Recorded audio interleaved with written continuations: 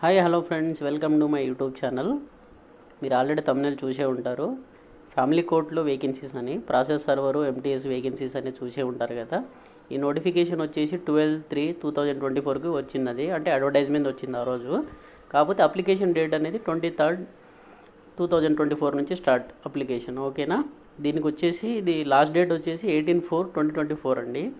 ఇది నేను ఇన్ని రోజులు లేట్గా ఎందుకు అప్లోడ్ చేస్తున్నానంటే, ఇది 20 నుంచి స్టార్ట్ కదా, అందుకని ఒక 2 డేస్ ముందు 3 డేస్ ముందు అట్లా చేద్దామని చెప్పేసి నేను కొన్ని రోజులు పెండింగ్ పెట్టానండి. దీనికి వచ్చేసి ఇందులో నోటిఫికేషన్ చూసుకుంటే process server, district session and family courts. Process server అంటే 2 రకాలు, కాకపోతే ఇది డిస్ట్రిక్ట్ అండ్ సెషన్ కోర్ట్స్, అదేమో ఫ్యామిలీ కోర్టు. తర్వాత peon ordinary dak and dak peon, ఇది district sessions court and family courts. తర్వాత ప్యూను ఆర్డర్లీ డాక్ ప్యూను, ఈ డిస్ట్రిక్ట్ అండ్ సెషన్ కోర్టు. ఇందులో చూడండి వేకెన్సీస్ టోటల్గా వచ్చేసి 102 వేకెన్సీస్ ఉన్నాయి.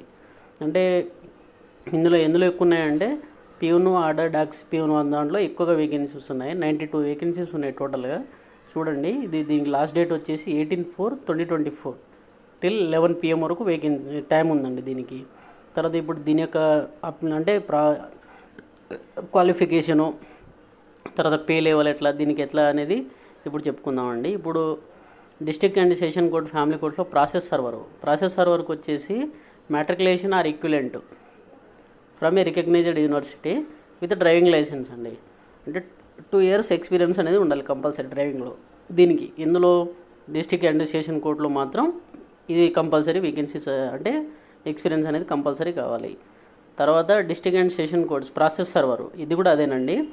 దీన్ని కూడా మ్యాట్రికులేషను విత్ 2 years ఎక్స్పీరియన్స్ అనేది కంపల్సరీ కావాలి, అది కూడా డ్రైవింగ్లో. తర్వాత ప్యూను, తర్వాత ఆర్డర్లీ అండ్ డాక్ ప్యూను, దీనికి వచ్చేసి ఎలాంటి ఎక్స్పీరియన్స్ ఏం లేదండి.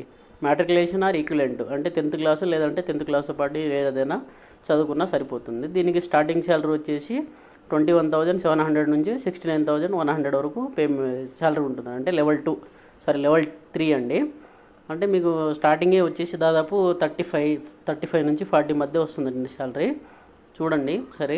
దీనికి ఎగ్జామినేషన్ ప్యాటర్న్ చూసుకుంటే మనము చాలా ఈజీగా ఉంటుందండి. ఎగ్జామినేషన్ ప్యాటర్న్ కూడా పెద్ద హార్డ్ ఏమి ఉండదు, ఎందుకంటే 10th క్లాస్ లెవెలే కాబట్టి పెద్ద హార్డ్ ఏమి ఉండదు. చూసారా ఇప్పుడు ఆబ్జెక్టివ్ టెస్ట్లో వచ్చేసి ఇంగ్లీష్కి 25 questions 25 marks, హిందీకి 25 questions 25 marks, general knowledge 25 questions 25 marks, arithmetic 25 questions 25 marks.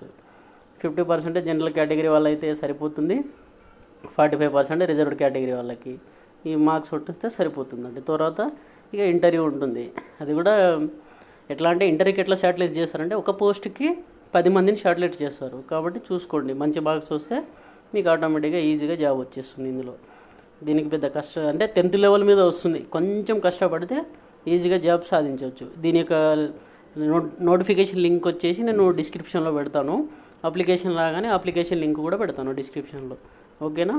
నా వీడియో నచ్చితే లైక్ చేయండి, please subscribe and share. Thank you.